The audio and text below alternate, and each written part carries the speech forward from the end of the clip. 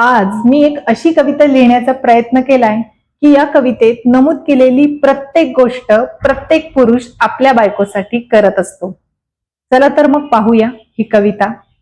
या कवितेचं नाव आहे नवरा घराचा कणा असतो. नवरा घराचा कणा असतो. लग्नानंतर आपण अंगावर पडलेल्या कामाच्या ओझ्याने दबून जातो. लग्नानंतर आपण अंगावर पडलेल्या कामाच्या ओझ्याने दबून जातो. अचानक आलेल्या कर्तव्य आणि जबाबदारीने गुदमरून जातो.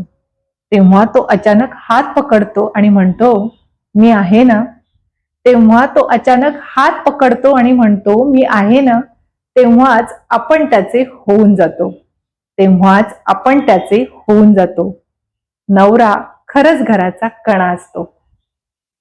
आईबाबांसारखी मायाही करतो. आईबाबांसारखी मायाही करतो आणि गरज असते तेव्हा मित्र सुद्धा होतो. मान्य आहे कधी कधी रागावतो. मान्य आहे कधी कधी रागावतो. पण आपला रुसवा सुद्धा तोच तर काढतो.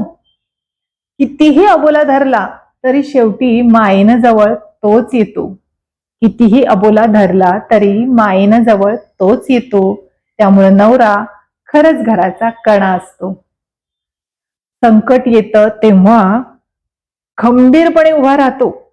संकट येतं तेव्हा खंबीरपणे उभा राहतो आणि कुटुंबाला बाजूला करून त्या संकटाची 2 हात करतो. कुटुंबाच्या आनंदासाठी आपली आवड सुद्धा बाजूला ठेवतो.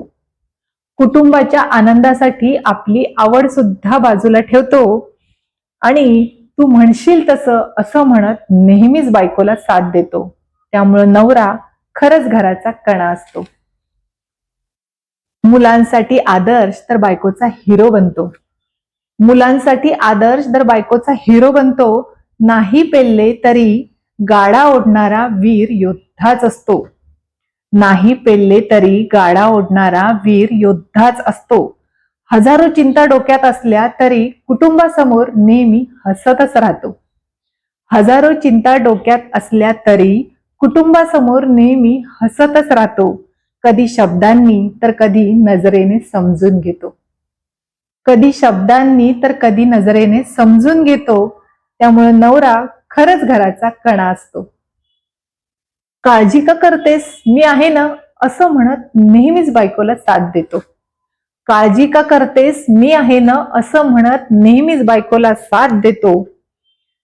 लोकांकडे दुर्लक्ष करायला शिकवून आपल्या स्वप्नांना पंख सुद्धा तोच देतो.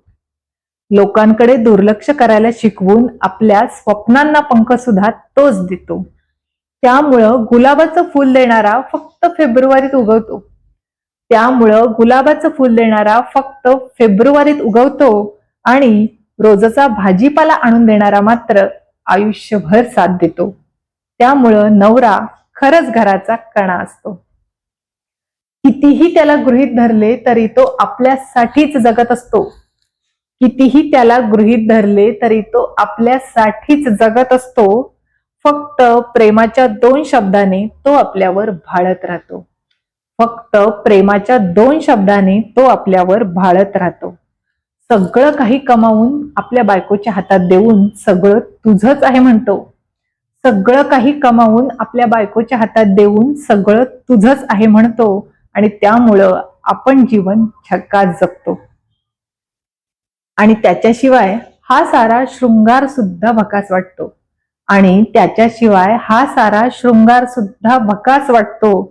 त्यामुळं मला तो माझ्या स्वप्नांचे प्रवेशद्वार वाटतो. त्यामुळं मला तो माझ्या स्वप्नांचे प्रवेशद्वार वाटतो.